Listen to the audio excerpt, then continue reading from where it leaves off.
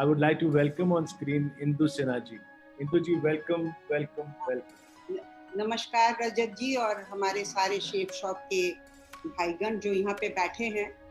और मैं शुरू करने से पहले मैं बोलूँगी सब लोग आंखें बंद कर ले, हम 3 बार ओम चैंटिंग कर लेते हैं। और एक लंबी गहरी सांस लें और धीरे धीरे एक और लंबी गहरी सांस लें और सांस छोड़ते छोड़ते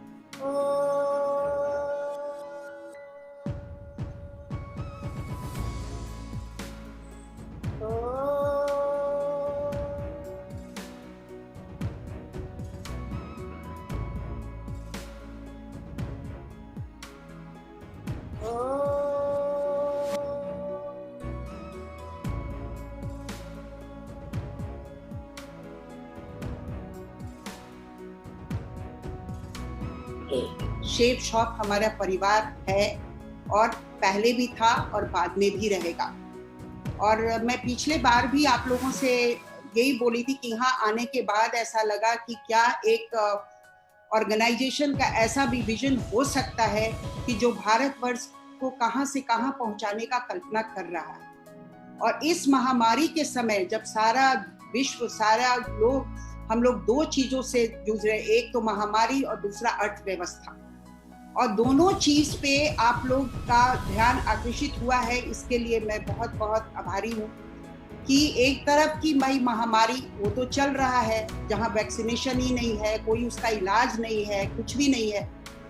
दूसरी तरफ अर्थव्यवस्था, और उसके लिए आपने इतना अच्छा लोगों का, जो मैं खुद सेफ शॉप में थोड़ा अंदर जाके देखी तो मुझे लगा कि देखो कितने लोग हैं जो सपनों की दुनिया में विचरण करते थे, आज उनका सपना साकार होता नजर आ रहा है। ये सब आप लोग के कृपा से ही हो रहा है। आप लोग जैसे गाइड जो हैं, जो देश को लेकर चल रहे हैं, ये बहुत ही सराहनीय है। तो मेरे पास रजत जी का फोन आया कि दीदी आपको 2 चीज पे बोलना है, एक है हनुमान जी और एक है कृष्ण जी।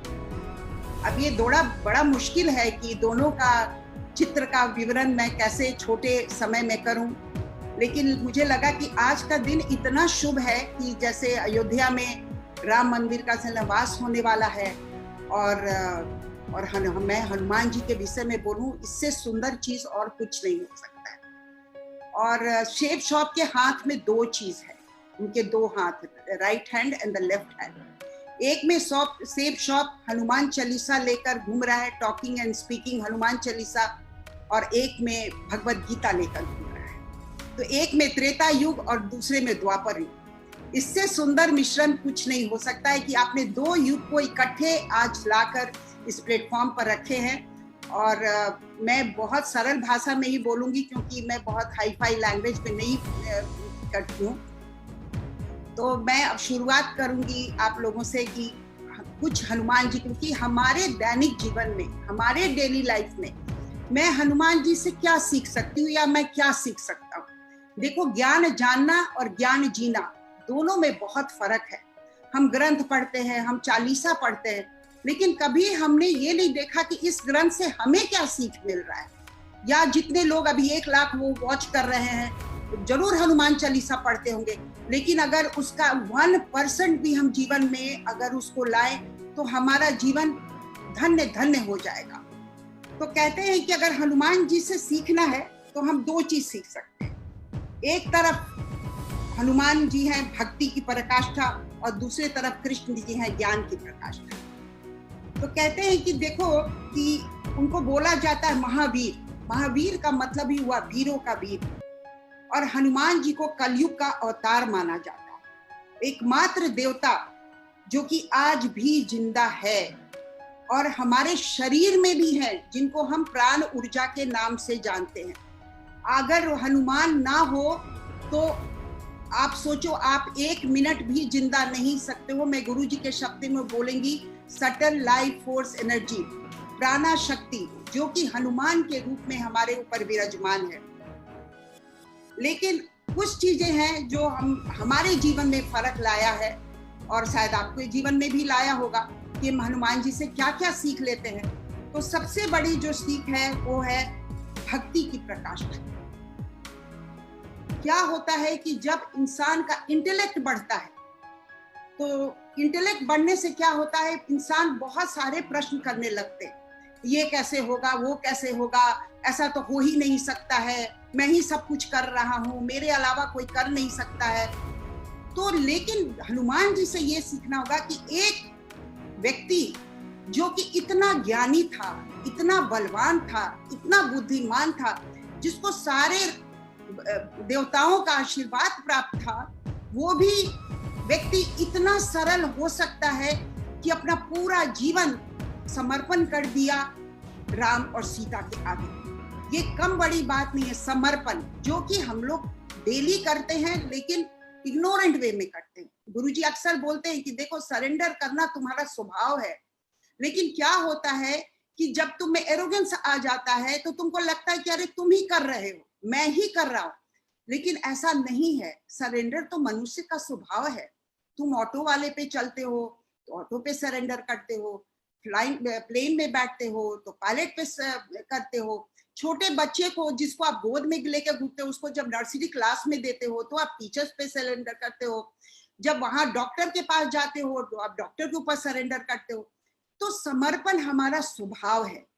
लेकिन जब हम पूरा इग्नोरेंस में ना करें, पूरे अवेयरनेस में अगर हम सरेंडर करते हैं, तो क्या उस भगवान के प्रति नहीं कर सकते जिसने पूरी सृष्टि का निर्माण किया है?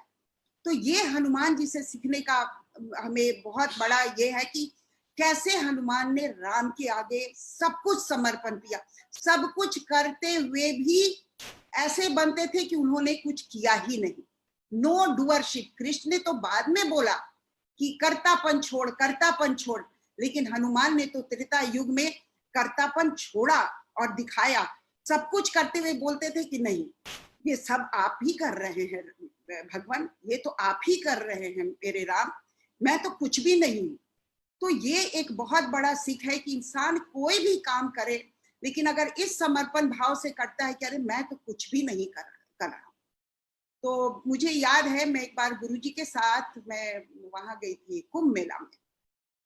तो जब कुंभ मेला में गई तो एक भिखारन जा रही थी और उसके सर पे बहुत सारा सामान था। तो गुरुजी ने बोला कि सुनो, गाड़ी रोक दो और पूछो माता जी से कि उनको कहाँ जाना है, उनको ड्रॉप कर देंगे। तो हम लोग गाड़ी रोके तो बोले माता जी आप गाड़ी में बैठ जाओ, आपको कहाँ जाना, इतना सामान लेके आप चल रहे हो, एंड शी मस्ट बी 80+। तो कहती क्या है कि बेटा मुझे छोड़ दो, मुझे, मेरे साथ मेरा राम लाला है, मेरा राम लाला है, मुझे पैदल चलने दो। उसका विश्वास देख के, उसका जो निष्ठा था वो देखकर, मतलब इतना हम लोग विचलित हुए कि देखो आज भगवान हम लोग के पास सब कुछ दिया है, लेकिन कहीं ना कोई चीज एक मिसिंग है कि हमारे दिमाग में ये नहीं होता है कि हमारे साथ कोई सुपरनैचुरल पावर भी है, हमारे साथ हनुमान है, हमारे साथ राम है, हमारे साथ कृष्ण है, हमारे साथ शिव भगवान है। तो ये एक भक्ति जो सीखने के लिए मिलता है वो हनुमान जी से मिलता है। दूसरा चीज जो हम सीखते हैं वो है यस माइंड।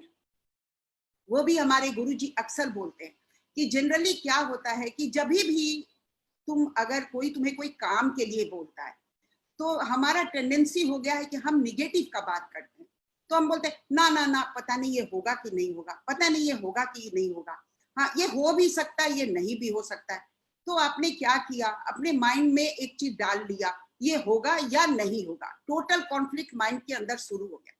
लेकिन हनुमान जी क्या करते हैं, हनुमान जी जब भी राम के पास कोई भी समस्या आई, चाहे वो छोटी समस्या हो या बड़ी समस्या हो, बिना अपने माइंड को लगाए हुए, एक समर्पण भाव जब होता है तो आप अपने माइंड को नहीं लगाते हो, तो आप क्या करते हो, यस माइंड, हाँ जरूर होगा, जरूर होगा रघुवीर, जरूर होगा, मैं ये भी करूंगा, मैं वो भी करूंगा, मैं वो भी करूंगा, मैं ये भी कर दूंगा।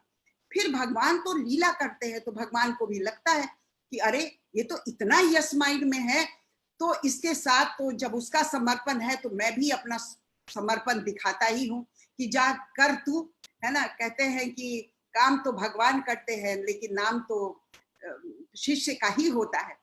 तो ये चीज हमें देखने के लिए मिला कि देखो कैसे हनुमान जी हमेशा ही यस माइंड में रहे। और यस माइंड ही हमारे सक्सेस का कारण बन सकता है। अभी शेप शॉप में जितने लोग काम कर रहे हैं वो इसलिए लाइफ में इतना बेहतर कर रहे हैं कि वो अपने मास्टर को, चाहे वो रजत जी हो या और भी हमारे डायरेक्टर्स हैं, उनको बिल्कुल वो यस माइंड से सुनते हैं। मैंने देखा है कि मेरे मास्टर ने यही बोला है मेरे को, वो क्या होगा, वो सही होगा, वो गलत होगा, वो नहीं सोचते। शेप शॉप में भी वो कट डालते हैं। तो ये जो हनुमान का जो यस माइंड है, जो 24 घंटा हमारे साथ रहता है, हनुमान कोई व्यक्ति नहीं है, हनुमान ऊर्जा है। और पॉजिटिव थिंकिंग भी क्या है, एक ऊर्जा है।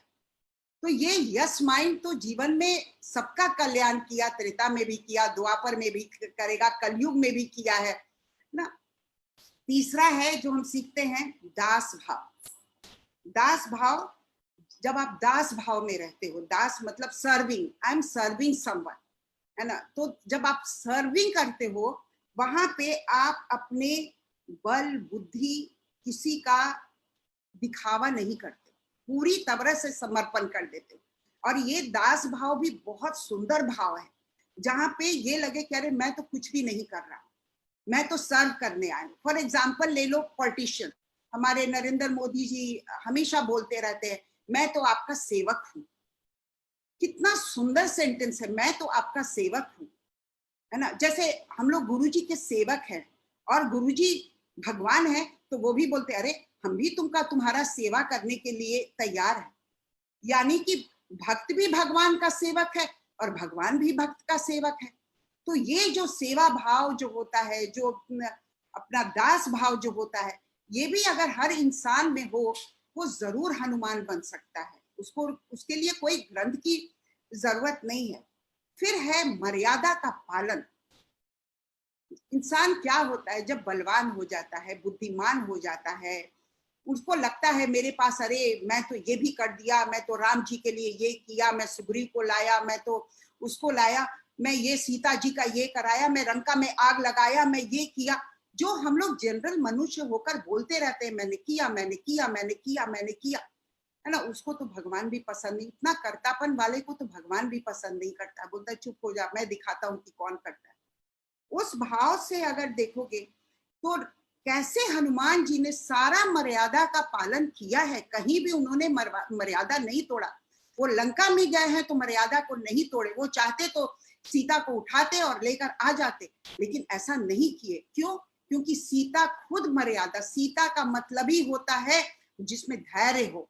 तो सीता ने भी मर्यादा का भी बोला कि ना ना तुम ले भी जाओगे बेटा, तो पुत्र तो मैं नहीं जाऊंगी, मैं यहीं रहूंगी, जब तक रामचंद्र नहीं आएंगे, मुझे डिग्निटी के साथ नहीं लेकर जाएंगे तो मैं नहीं जाऊंगी। लेकिन अगर चाहते हनुमान तो उनको जबरदस्ती कर सकते थे, लेकिन ऐसा उन्होंने नहीं किया। तो पूरे अगर हनुमान चालीसा में आप देखोगे या रामचरितमानस में देखोगे, तो कहीं भी हनुमान ने कभी भी किसी भी मर्यादा का उल्लंघन नहीं किया। उसी तरह से हम अपने दैनिक जीवन में अगर मर्यादा के साथ रहते हैं, उसका हम पालन करते हैं, तो हमारा जीवन बहुत बेहतर होता है। तो ये मर्यादा का पालन हम कैसे कर सकते हैं? तो हर लोगों के जीवन में हम लोगों का लक्ष्मण रेखा है कि डोंट क्रॉस दिस, अगर तुम ये करोगे तो ये होगा। लेकिन कभी कुछ डिजायर ऐसा आता है, कभी कुछ ऐसी मनोकामना होती है, तो क्या होता है, हम लक्ष्मण रेखा क्रॉस कर जाते हैं। लेकिन उस वक्त ये ध्यान नहीं होता है कि जब तुम लक्ष्मण रेखा क्रॉस कर गए, अगर तुम्हारे साथ हनुमान नहीं है, तुम्हारे साथ राम नहीं है, तुम्हारे साथ कृष्ण नहीं है, क्योंकि अधर्मी के साथ कभी भी ईश्वर नहीं होता है, कभी हो ही नहीं सकता है। जब धर्म का पालन करोगे तो एक नहीं 1000 हनुमान खड़े हो जाएंगे, 1000 राम खड़े हो जाएंगे, 1000 कृष्ण खड़े हो जाएंगे। लेकिन अगर मर्यादा का पालन नहीं कर रहे हो तो वो क्षणिक सुख तो दे सकता है, लेकिन वो लॉन्ग टर्म में सुख देगा कि नहीं, इसकी कोई गारंटी नहीं है। दूसरा भाव है भगवान के साथ रहने का, हनुमान जी से सीखने का, वो है प्रियतम और प्रेमी का भाव। ये भी बहुत सुंदर भाव है, और ये तब होता है जब इंसान ज्ञान योग में भी रहता है। प्रियतम प्रेमी, जैसे राम को के लिए हनुमान जी को था। जब हनुमान जी ने उनसे पूछा कि भाई तुम ये बताओ कि कैसे हमको पता है कि तुम ये हो? तो उन्होंने अपना पूरा हृदय फाड़ के दिखा दिया। और ये आजकल तो पॉसिबल नहीं है, लेकिन हृदय फाड़ के दिखाना मतलब क्या है? You are always ready to serve. और किसको लेके, तुम किसको कैरी कर रहे हो? Divine power, some supernatural power जिसको तुम लेकर कैरी कर रहे हो। तो कहते हैं ना, बंदर के शरीर में बहुत बाल होता है। तो कृष्ण जब कृष्ण जी का भी याद आ रहा है, तो राम जी का जब वो पूरा तस्वीर वो अपना दिखते हैं, तो हनुमान बोलते हैं कि नहीं भगवान, ये तो आपने यहाँ पे देखा, लेकिन मेरे तो रोम रोम में आप ही हो, कहीं कुछ दूसरा है ही नहीं। तो ये सब जो भाव है ना, ये भाव रखकर अगर हम जिंदगी जिए तो हम 24 घंटा हम हनुमान जी के साथ हैं, हम राम के साथ हैं, हम सीता के साथ हैं, हम लक्ष्मण के साथ हैं, हम कृष्ण के साथ हैं। कल गुरु जी नारद भक्ति सूत्र पे बोल रहे थे, और देखिए कितना कोइंसिडेंट होता है। कल गुरु जी ने हनुमान जी के बारे में थोड़ा सा बोला, मुझे भी बहुत अच्छा लगा कि देखो मुझे आज बोलना है, मैं क्या चीज उनके वाणी से ले सकती हूँ। तो गुरुजी ने बहुत सुंदर बोला कि देखो, राम में तो 12 कला था, 12 कला के पुण्य थे, लेकिन हनुमान के पास 14 कला था। हर भक्त के पास ये भगवान का बहुत बड़ा वरदान है भक्तों के प्रति, क्योंकि भक्त जो है वो और 2 डिग्री अपने भगवान से आगे होते हैं। तो वो क्या है? वो है प्रियतम। जब प्रियतम का भाव होगा, जब प्रेमी का भाव होगा, अरे ये भगवान तो कोई, यही तो मेरा प्रेमी है, यही तो मेरा प्रियतम। ये जब आता है, सखा भाव आता है। तो हनुमान जी को भी आपने देखा होगा, जो द्वापर युग में देखने के लिए मिला, कि वो भी सखा भाव में थे। जहां पे होता था वो पूरा ही एकदम सखा की तरह खड़े होते थे, और जहां पे ये होना, रिजिड होना, जहां पे वो भगवान को भी इतना अधिकार था भगवान और भक्त के बीच में, कि वो राम को भी बोलते थे, ना ना भगवान, आप ये काम नहीं कीजिएगा, आपको ऐसे ही करना है, आप ऐसे ही करना है। तो भगवान भी समर्पित हो गया कि नहीं, इसके आगे तो मुझे समर्पण करना ही है। तो और बहुत सुंदर एक, आज मैं, हमारे अंकित बत्रा जी का भजन था, मैं वही सुन रही थी। उसमें बहुत सुंदर लाइन था कि दुनिया चले ना श्री राम के बिना, राम जी चले ना हनुमान के बिना। जब से रामायण पढ़ ली है, एक बात समझ ली है, रावण मरे न श्री राम के बिना, लंका जले न हनुमान के बिना। तो यानी कि सबको एक दूसरे की जरूरत है। इस समाज में कोई भी व्यक्ति नहीं है जिसकी जरूरत हमें भी नहीं है। अगर हम सोचते हैं लाइफ में कि वी आर इंडिपेंडेंट, तो हमारी बहुत बड़ी भूल है। We are not independent. कोई भी व्यक्ति इंडिपेंडेंट नहीं है, हर व्यक्ति डिपेंडेंट है। लेकिन डिपेंडेंट सिर्फ भगवान पे नहीं है। भगवान ने अपने रूप में कितने लोगों को पृथ्वी पे लाए। प्रकृति फूल लेकर आए, पेड़ लेकर आए, पानी लेकर आए, दूध वाला आया, कॉबलर आया, कितने लोग, कभी धोबी बन के आया, कभी ऑटो बन के आया, कभी डॉक्टर बन के आया, कोई माँ बन के आया, कोई टीचर बन के आया। तो और इस कोरोना के महामारी में तो आपने देखा होगा कि हर व्यक्ति कितना इंपॉर्टेंट नजर आया है। ये कोरोना के समय रियलाइज हुआ कि जिनको हम तुच्छ समझते थे वो भी कितने बलवान हो सकते हैं। आज सारे माइग्रेंट लेबर चले गए, सारी कंपनियां बंद पड़ी हुई हैं। क्यों? क्योंकि उनको हम लोगों ने गरीब समझा। बिल्कुल ऐसे लगता था कि अरे चलो मैं तो इन पे ओवर रूल कर लूंगा। ये आज भगवान ने ये भी दिखाया कि अगर तू सोच रहा है कि तू इंडस्ट्रिस्ट है, तू सोच रहा है कि मैं बहुत बड़ा आज करोड़पति हूं, तो ये तुम्हारा भ्रम है। कि इस लॉकडाउन में अगर इलेक्ट्रिशियन की भी जरूरत है तो एक इलेक्ट्रिशियन तुमको नहीं मिल रहा है, अगर प्लम्बर की जरूरत है तो तुमको प्लम्बर नहीं मिल रहा है। तो ये इतना बड़ा सीखने के लिए मिला कि वी आर नॉट इंडिपेंडेंट, बिल्कुल इंडिपेंडेंट नहीं है, और हम सब डिपेंडेंट है एक दूसरे पे। तो जितना सुंदर वो भाव आ जाए कि हर इंसान में हम भगवान का रूप देखने पाए, हर इंसान में, तो ये जो भाव होगा ना, इससे सुंदर सर्विस कुछ हो ही नहीं सकता है। अभी मैं किसी का रियल स्टोरी है ये, गंगोत्री में एक ये रहती है, एक देवी माँ है जिनको देवी माँ ही बोलते हैं, लेकिन वो बहुत बड़ी उपासक हैं कृष्ण की। वो बाल गोपाल की ही पूजा करती हैं। तो उनके पास खाना वाना नहीं होता है, तो जो भी आर्मी के लोग वहां पे है, वो चाइना बॉर्डर है, वो उनको जाकर रॉ फूड देकर आते हैं और कुक करते हैं, और खुद अफसर लोग जाकर वहां पे खाना खाते हैं। तो एक बार क्या हुआ कि वो जो सन्यासिनी है वो अपने घर में बैठती है और कोई आता है, उस वक्त वो आरती करती रहती है। तो आरती करती है तो जैसे ही कोई होता है बोलते अम्मा आज कुछ खाने के लिए है। अम्मा क्या करती है, आरती छोड़ देती है और वो किचन में जाके कुक कर लो। नहीं अम्मा आरती तो कर लो।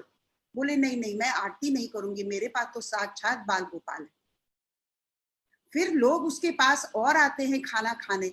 बोले नहीं मुझे नहीं पता कौन अच्छे हैं कौन बुरे हैं, मुझे तो हर लोगों में बाल गोपाल ही नजर आता है।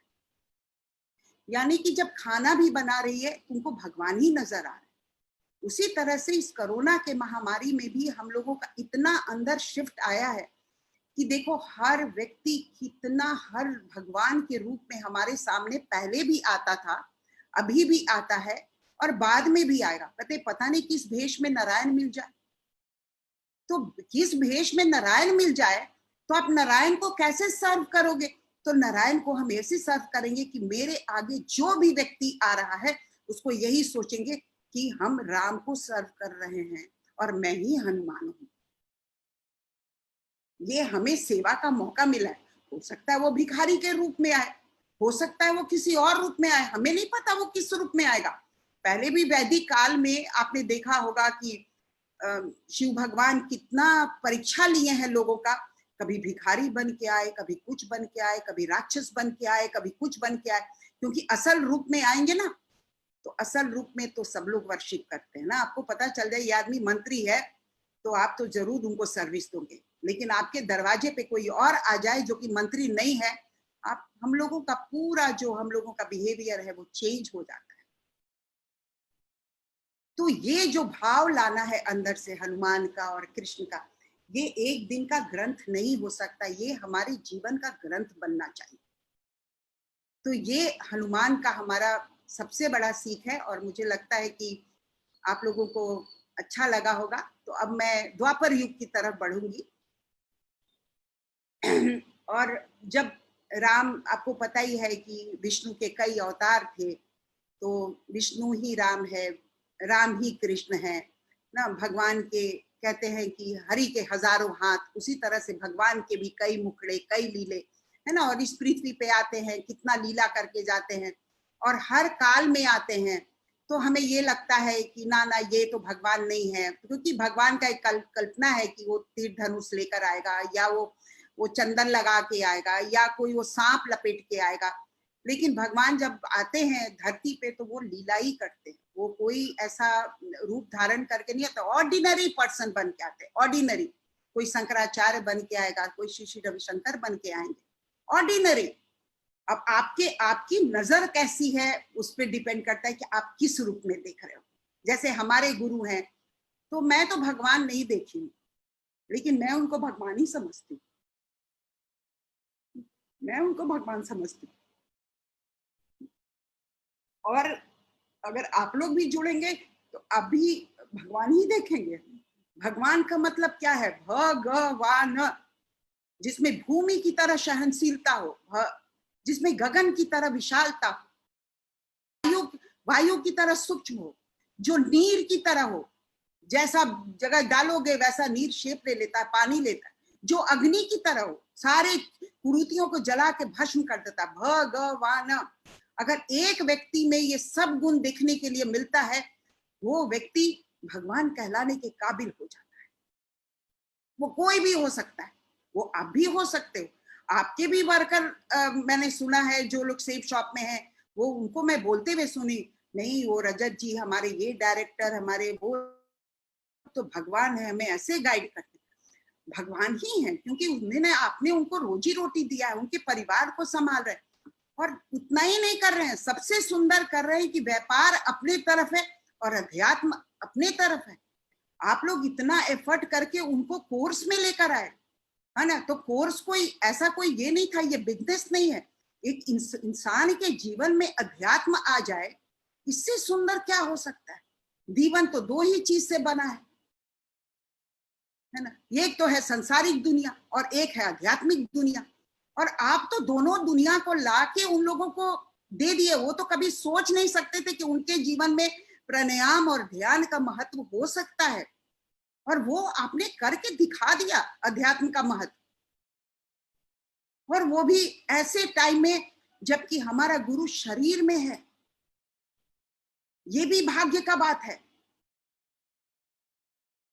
ये सोचने की बात है कि कब अब हिस्ट्री याद करेगा आज से 100 साल बाद, 200 साल बाद, कि ऐसे भी महान आत्मा आए थे जिनके मात्र सुदर्शन क्रिया करने से 10 मिनट 15 मिनट पूरा आत्मा, पूरा चेतना, पूरा सोच, पूरा ये बुद्धि अहंकार सब में शिफ्ट आ जाता है।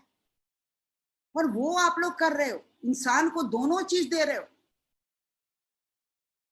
अगर आप रोजी रोटी दे दिए ना और अध्यात्म में नहीं लाए तो आपका भी जीवन अधूरा है। कहते हैं हर माँ बाप चाहता है कि मेरा बेटा इंजीनियर बने, डॉक्टर बने, लेकिन कोई माँ बाप ये नहीं चाहता है कि मेरा बच्चा एक अच्छा इंसान बने। लेकिन सेफ शॉप वो काम कर रहा है। आप ताली भी बजा सकते हो बीच बीच में, मुझे बहुत अच्छा लगेगा। हाँ, कि देखो कि आप एक तरफ रोजगार और एक तरफ अध्यात्म, कि आपका बच्चा एक अच्छा इंसान बने, चाहे वो 10,000 कमाए या 15,000 कमाए, उससे कोई फर्क नहीं पड़ता है। लेकिन हम कहते हैं ना कि हम तो खाली हाथ आए थे और खाली हाथ जाएंगे। ये गीता में लिखा है। अरे तुम क्या लेकर आए थे और क्या लेकर जाओगे, इसको बोलते हैं शमशानी वैराग्य।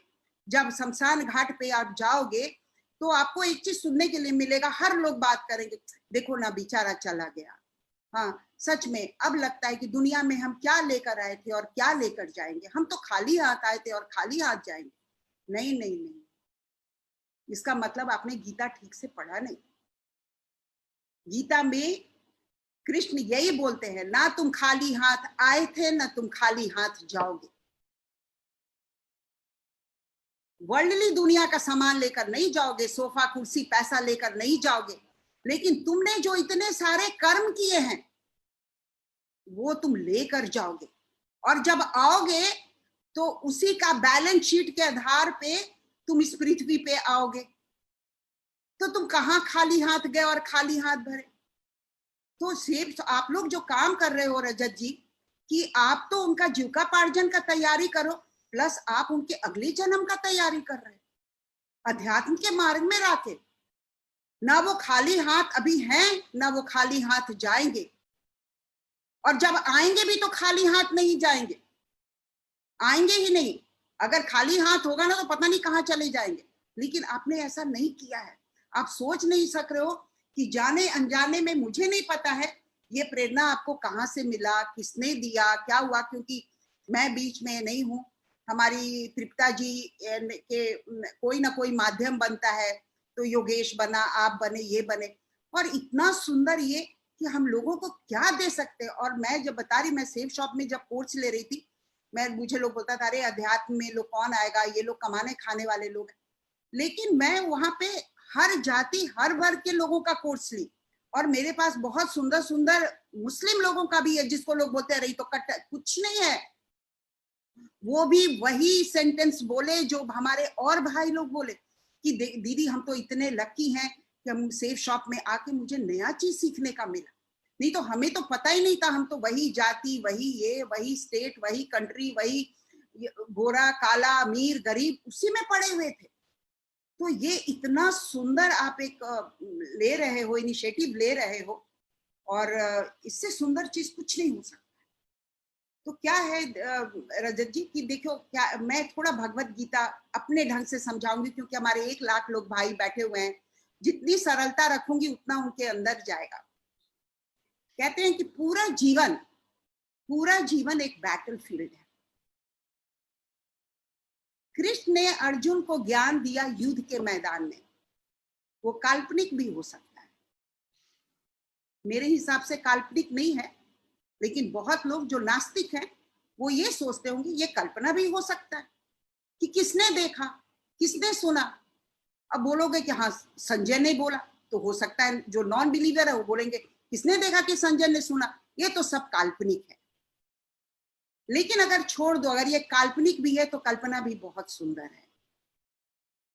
अब आप आ जाओ रियलिटी पे, कि अगर ये कल्पना है तो इसको कल्पना रहने दो, अब रियलिटी पे आ जाओ कि कृष्ण ने क्या बोला। कृष्ण ने यही बोला, the whole life is a battle field. जब हम भी जीवन में आते हैं, 60-70 साल जो जीवन का बिताते हैं, हर क्षण कभी दुख, कभी सुख, कभी खुशी, कभी गम, कभी करोड़पति, कभी लाखपति, कभी हजारपति, कभी डिमोनेटाइजेशन के समय में 1 भी रुपया नहीं, वो भी भगवान करके दिखा दिए कि देख कौन सा करोड़पति, कितना तू रख लेगा लॉकर में, मैं तो 2 मिनट में खत्म कर सकता हूं। क्या कर लेगा तू, कितने चीजों पर करेगा। 10 गाड़ी है, कोरोना के टाइम में 1 भी गाड़ी यूज नहीं हो रहा है। कपड़े टंगे हैं, 3 महीना से कोई पहन ही नहीं पा रहा है। 10 नौकरदाई हैं, सो कॉल्ड अमीर लोग इतने भय में हैं कि मेरे को इन्फेक्शन न लग जाए।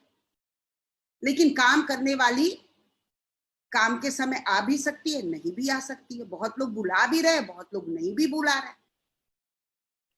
तो ये देख लिए, ये महामारी ने बीमारी तो कम दिया, लेकिन सारा हमें नजारा दिखा दिया कि देख जितने चीजों को तू सिक्योरिटी समझ रहा था ना, वो कुछ भी सिक्योरिटी नहीं है।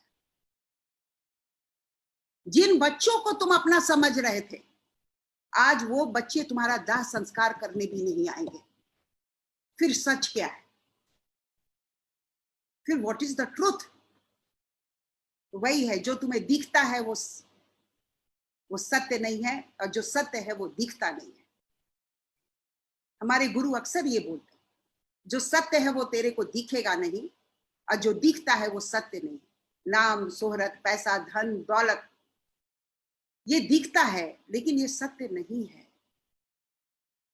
और जो नहीं दिखता है, एक छोटा सा बैक्टीरिया, एक छोटा सा कोरोना नाम हम लोग दे दिए, पता नहीं क्या है, अभी तक किसी को भी नहीं पता है। आज वो पूरे विश्व को हिला दिया है। अदृश्य शक्ति, वो कोई मेरे तरफ से तो कोई वायरल कुछ भी नहीं है। वो सिर्फ हमारे अंदर का जो नकारात्मक वायरल जो अंदर घुसा हुआ है, वो मनुष्य को बार बार परेशान कर रहा है बीमारी के रूप में। और अगर हम लोग नहीं सचेत हुए तो आगे भी इस तरह का वायरल आएगा। सही कह रहे हैं ना? एग्री? हाँ। तो then whole life is a battlefield. तो ज्ञान की सबसे ज्यादा जरूरत कहां पड़ती? जब जीवन एक सीधी रेखा पे चल रही है तो ज्ञान की जरूरत नहीं है। But life is not a linear. जीवन एक सीधी रेखा नहीं है, वो कहीं भी मोड़ ले लेती है।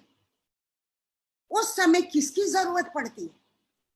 जब वो सीधी रेखा पे नहीं जा रही है, जितना हमने कल्पना किया, जितना हमने योजना बनाया, वो तो चल ही नहीं रहा है, तो हम क्या करेंगे? फिर उस समय हमें एक मेंटोर की जरूरत पड़ती है, हमें एक गाइड की जरूरत पड़ती है। और द्वापर युग में भी यही हुआ। जब अर्जुन इतना विचलित थे, इतने कॉन्फ्लिक्ट में थे, तो कृष्ण क्या बोलते हैं? अर्जुन, रथ को बीच में लेकर चलते हैं। बीच में लाने का मतलब क्या हुआ? बीच में लाने का मतलब होता है when you are focused, when you are centred. जब लाइफ में आप सेंटर्ड होते हो, फोकस्ड होते हो, तभी आप लाइफ का डिसीजन ले सकते हो।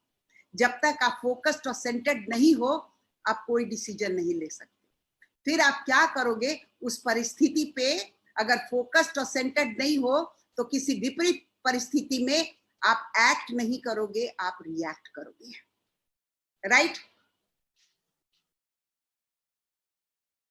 अब इस रिएक्शन से अपने को बचाने के लिए कि भैया हमें एक्शन करना है, हमें रिएक्शन नहीं करना। रिएक्ट करके तो हम अपनी पूरी जिंदगी देख लिए क्या होता है। अब हमें एक्शन करना है, तो एक्शन करने के लिए ही हमें गुरु की जरूरत होती है, हमें ईश्वर की जरूरत होती है, हमें गाइड की जरूरत होती है, हमें मेंटोर की जरूरत होती है। उस द्वापर युग में अर्जुन को कृष्ण मिले एज अ मेंटोर। और ऐसी बात नहीं है, मिले तो थे दुर्योधन को भी, लेकिन अभी से नाउ चॉइस जो है, हमेशा भगवान चॉइस देता है, तुमको क्या चाहिए, इस तरफ भी जा सकते हो, उस तरफ भी जा सकते हो।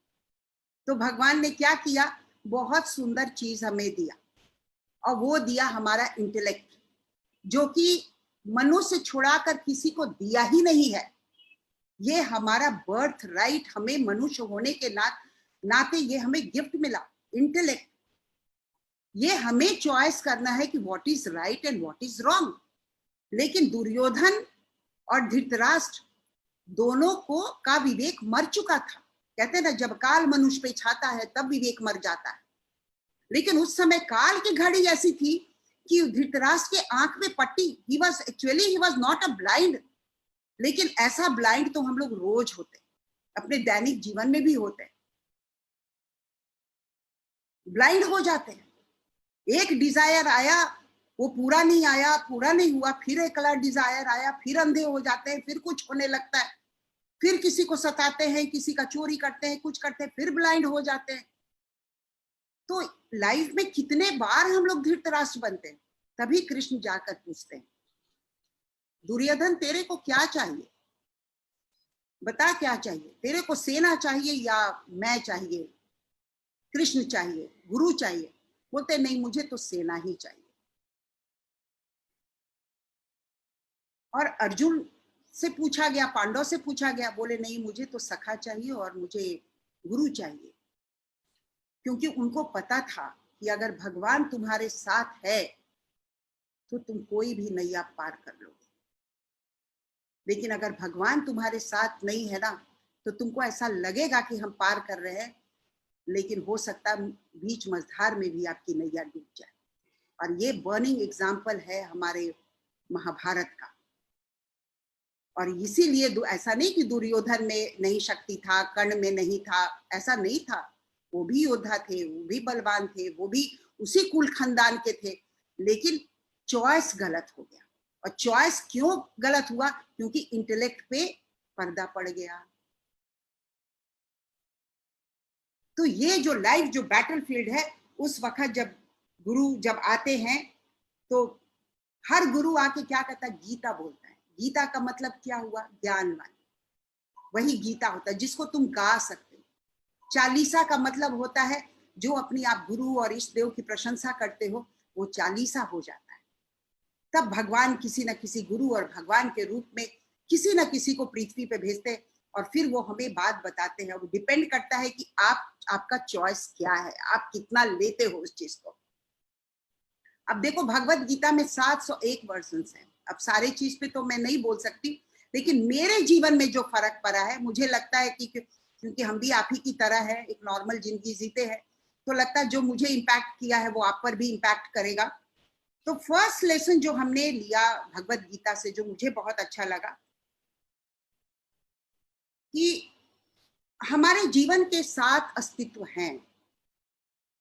वो है हमारा body, mind, intellect, memory, ego और सेल्फ। क्या क्या है, body, breath, mind, memory, intellect, ego और सेल्फ। ये हमारे 7 अस्तित्व हमारे भगवत गीता में भी उसका जिक्र है, और ये गुरु जी ने भी जिक्र किया कि हमारा जो एग्जिस्टेंस है इस पृथ्वी पे, ये 7 चीज लेकर ही है। अब क्या है, अभी शरीर छोड़ देते हैं हम, वो तो सामने सबका दिख ही रहा है। अब आ जाओ जो अदृश्य है, जो दिखता नहीं है, वो है हमारा माइंड, वो है हमारा इंटेलेक्ट। अब माइंड क्या है, माइंड कुछ भी नहीं है, ये भी एक एनर्जी है। इंटेलेक्ट भी कुछ नहीं है, ये भी एनर्जी है। ब्रेथ भी एनर्जी है। गाड़ी कितना भी एक्सपेंसिव ले लो, चाहे मर्सिडीज ले लो, कोई भी ले लो, लेकिन उसमें पेट्रोल तो डालना ही पड़ेगा, बिना पेट्रोल का तो नहीं चलेगा। ड्राइवर भी की जरूरत तो पड़ेगी। तो जीवन की गाड़ी भी डिपेंड करता है कि उस गाड़ी का ड्राइवर कैसा है। ये बहुत बड़ी बात है। कि आप अपने जीवन को कैसे ड्राइव कर रहे हो। तो आपका मन, अब मन क्या है ये देखो, कहते हैं मन की जीत जीत है, मन की हार हार। यही मन आपका दुश्मन भी है और यही मन आपका मित्र भी है, लेकिन इसके विचित्र टेंडेंसी सब है, इसको आप कंट्रोल नहीं कर सकते हो, क्योंकि भगवान ने इसका कुछ बनाया है नियम कानून, और वो अपने नियम से ही चलता है। लेकिन साथ में भगवान ने बहुत सुंदर चल दिया कि माइंड के साथ मैं तुम्हें इंटेलेक्ट भी दे रहा हूं। अब डिपेंड करता है कि मनुष्य कितना इंटेलेक्ट का उपयोग कर रहा है। अब देखो माइंड की क्या क्या टेंडेंसीज है, ये देख लो, वो आप लोग भी महसूस करते हो। माइंड का पहला टेंडेंसी है कि जब भी वो क्या करता है, वो क्लिंग करता है। और क्लिंग कहाँ करेगा, वो पास्ट की तरफ करेगा और नहीं तो फ्यूचर की तरफ करेगा। भूत में जाएगा और नहीं तो भविष्य में जाएगा। अब भूत में, अब कृष्ण बोलते हैं न भूतो न भविष्य, there is no past and there is no future. Arjun, कुछ है ही नहीं इस क्षण मेरा, इस वर्तमान क्षण मेरा, न भूतो न भविष्य। लेकिन माइंड क्या कर रहा है, भूत में लेकर जा रहा है और नहीं तो भविष्य में लेकर जा रहा है। अब भूत में लेकर जा रहा है तो बोलता है नहीं हमारे तो भ्राता है, हमारे तो वो पितामह है, हमारे तो वो रिश्तेदार है, हमारा तो ये रिश्तेदार है। वो भूत भी है, वो प्रेजेंट भी है, मैं ऐसे कैसे करूंगा। भविष्य में जाता है तो सोचता है कि अरे अगर युद्ध करूंगा लोग मेरे बारे में क्या सोचेंगे, कहेगा देखो ये धन के लिए युद्ध किया। अब क्या हुआ, युद्ध के मैदान में कॉन्फ्लिक्ट शुरू होता है। तभी कृष्ण बोलते हैं इस बैटलफील्ड में कि रथ बीच में लेकर आ। Now you should be focus, you should be centred, you should be committed. अब मैं जब बोलूंगा, जो चीज बोलूंगा तेरे को समझ में आएगा, लेकिन जब तक रथ बीच में नहीं आएगा तेरे को कुछ समझ में नहीं आने वाला है। फिर कहते हैं कृष्ण कि देख अर्जुन, ये मन क्या है, इसी में लव हेट है, कभी प्रेम कभी घृणा। इरैशनल माइंड, कभी कुछ सोचता है कभी कुछ सोचता है। नॉट स्टेबल, वो तो स्टेबल तो है ही नहीं। जो चीज उसको मना करो कि मत करो वही मन करेगा। अभी आपको बोले कि बंदर को कोई याद नहीं करेगा तो आपको बंदर ही याद आएगा। आपको मैं बोलूंगी नहीं शराब पीना बहुत खराब है, मत पीना, वाइफ 10 बार बोली मत पीना, बहुत खराब चीज है, बहुत खराब, क्या होगा, शाम होते आपको वही पीने का मन करेगा। क्योंकि ये माइंड बहुत बड़ा धोखेबाज है। क्योंकि मेमोरी ने बोला अरे बड़ा मजा आया था, तुम पिए थे ना। इंटेलेक्ट बोल रहा है मत पियो ना, माइंड बोला है पी लेना। अब ये तीनों के बीच में क्लैश शुरू हो जाता है, करना है या नहीं करना है।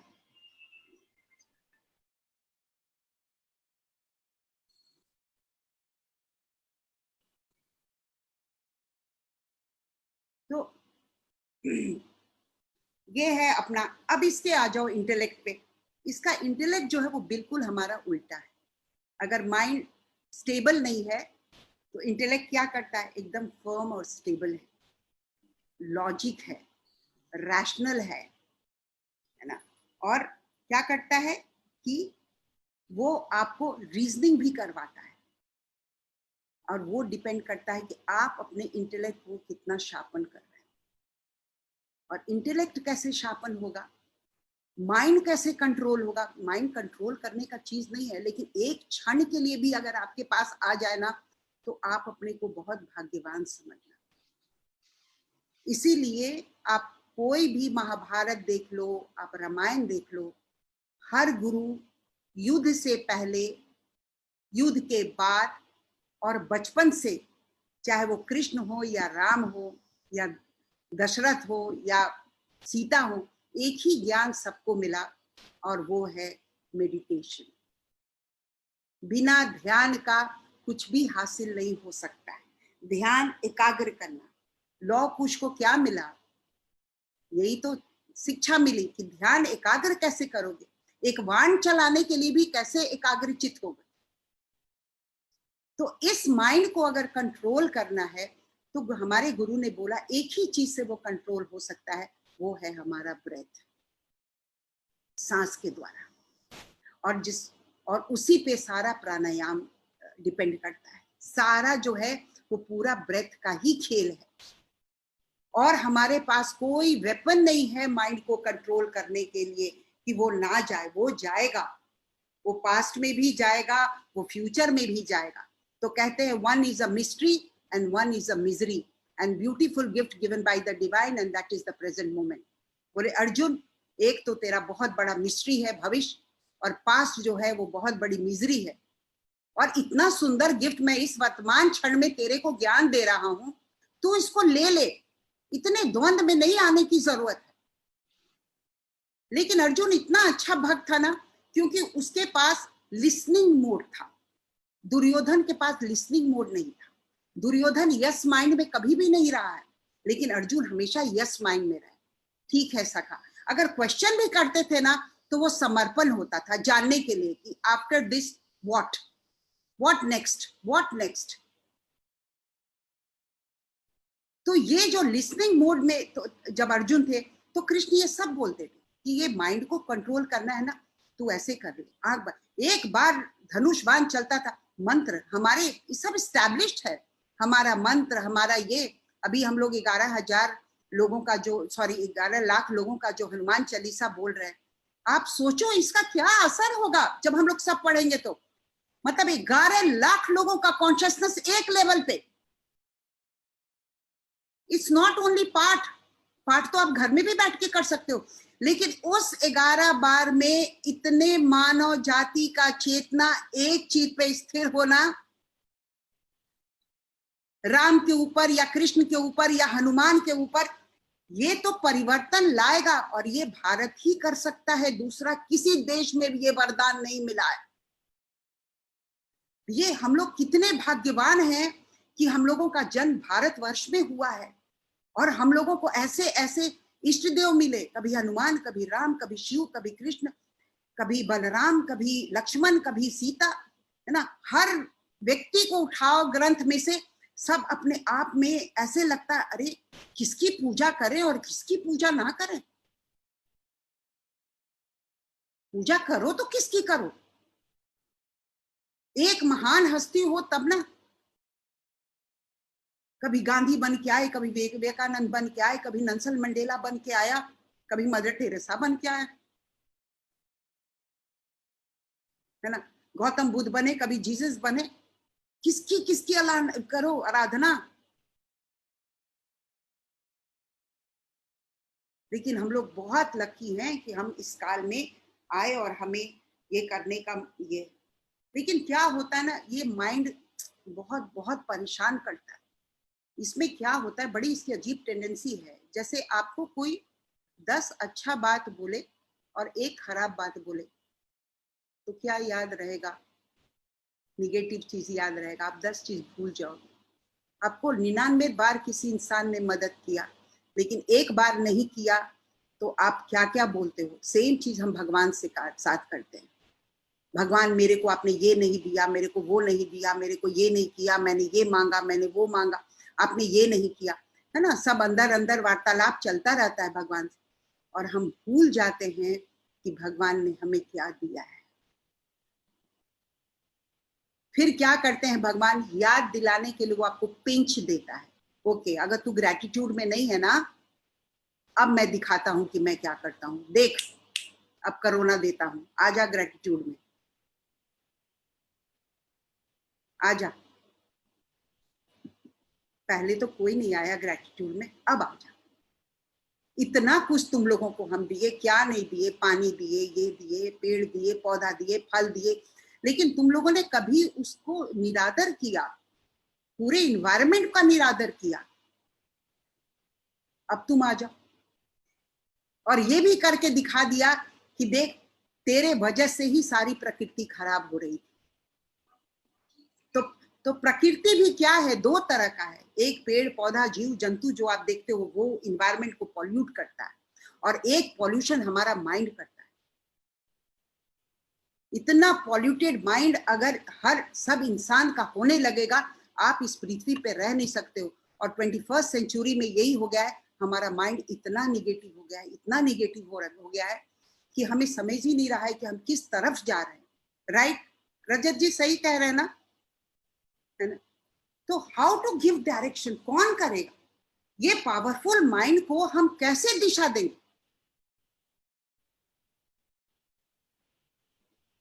तो ये दिशा देने के लिए क्या है, आपने जीवन में आजमाया होगा कि ये कितना पावरफुल है। जो आप इसमें फीड करोगे वही आपका जीवन का आउटपुट होगा। अभी आप इतने देर से अपने लैपटॉप पे लगे हुए थे, ये कंप्यूटर तो अभी बना है लैपटॉप, लेकिन भगवान ने तो इतना सुंदर लैपटॉप बना के दिया जिसका कभी आप ग्रेटिट्यूड में हम आए ही नहीं। इतना सुंदर है ये माइंड, जो आप फीड करोगे वो ही आपका जीवन होगा। जो अगर सकारात्मक डालोगे तो सकारात्मक निकलेगा, और नकारात्मक डालोगे तो नकारात्मक निकलेगा। आप अपने जीवन में आजमाए होंगे कि आपको सुबह उठना है और आपने अलार्म लगा दिया 4 बजे सुबह का। कितने लोगों ने महसूस किया है कि अलार्म बजने से पहले ही नींद टूट गया? वो क्या चीज है? यहाँ पे फीड किया, मुझे 4 बजे उठना है। अलार्म तो बाद में बजा, आपकी नींद पहले खुल।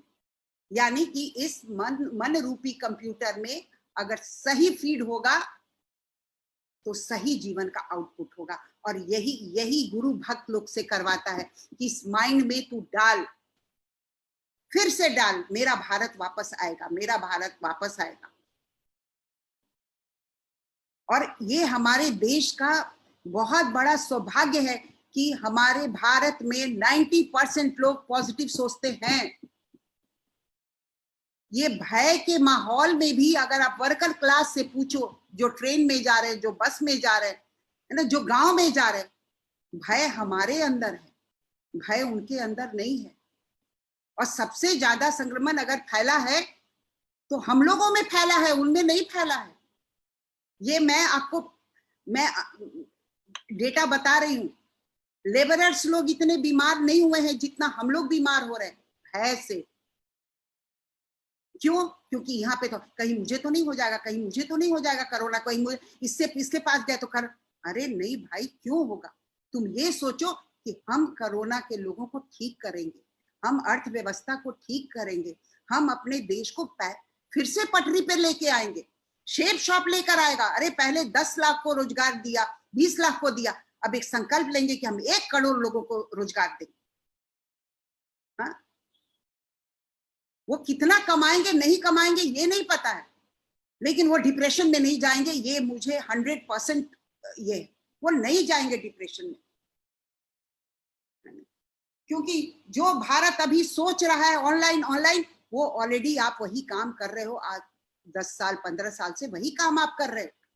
बहुत सुंदर एक ये जीवन मिला है, और इसको हम कैसे कृष्ण के और राम के और हनुमान के इस पे लेकर चले, ये हमारे हाथ में है। दूसरा चीज जो मैं सीखी रजत जी अपने इसमें भगवत गीता से, वो है कंटेंटमेंट, संतोष। अगर जीवन में संतोष नहीं है, मैं पहले भी बोली, then there is no gratitude. और दिल मांगे मोर, यही हमें कॉमा फुल स्टॉप लगाना है कि हमारी आवश्यकता, नीड क्या है और हमारी ग्रीड क्या है। आज भगवान हमें नीड से परेशान नहीं कर रहा है, हमारे ग्रीड से परेशान कर रहा है। धृतराष्ट्र और दुर्योधन को कोई कमी नहीं था, लेकिन उनका ग्रीड, उनका असंतोष महाभारत करवा दिया। दिल मांगे मोर, मैं ये भी ले लूं, मैं वो भी ले लूं, यहां तक कि वो 5 गांव भी देने के लिए तैयार नहीं हुए। कृष्ण तो इतना नेगोशिएट किए, दे दो दे दो, ये भी दे दो, अच्छा चलो 5 गांव ही दे दो, वो भी देने के लिए तैयार नहीं। और दिए भी तो क्या, खांडवन। लेकिन देखो, जब भगवान सहारा होता है तो एक नर्क भी स्वर्ग बन सकता है, लेकिन अगर भगवान नहीं है तो स्वर्ग भी नर्क बन सकता है। ये ईश्वर की कृपा है, ये कृष्ण की लीला है। तो ये जो संतोष है, ये जीवन में भी कैसे आएगा? जब जीवन में अध्यात्म आएगा। हम ये नहीं बोल रहे हैं कि 1 लाखपति को करोड़पति नहीं बनना चाहिए, जरूर बनना चाहिए। हमारे भी गुरुजी से एक बार इंटरव्यू में किसी ने बोला कि गुरुजी, सारे गुरु बोलते हैं कि पैसा नहीं कमाओ, पैसा नहीं कमाओ, आप बोलते हो पैसा कमाओ।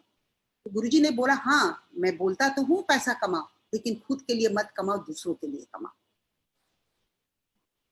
तुम्हारे कमाई से अगर 10 परिवार चल रहा है तो जरूर करोड़पति और लाखपति बनो। लेकिन अगर तुम्हारा पैसा तुमको काम आ रहा है तो सदुपयोग नहीं होगा, दुरुपयोग होगा। और पैसे का, धन का हमेशा दुरुपयोग हुआ है। जो दुर्योधन के टाइम में हुआ, जो धृतराष्ट्र ने किया, वो दुरुपयोग ही तो था। जो सपनी मामा करते थे, दुरुपयोग ही तो था।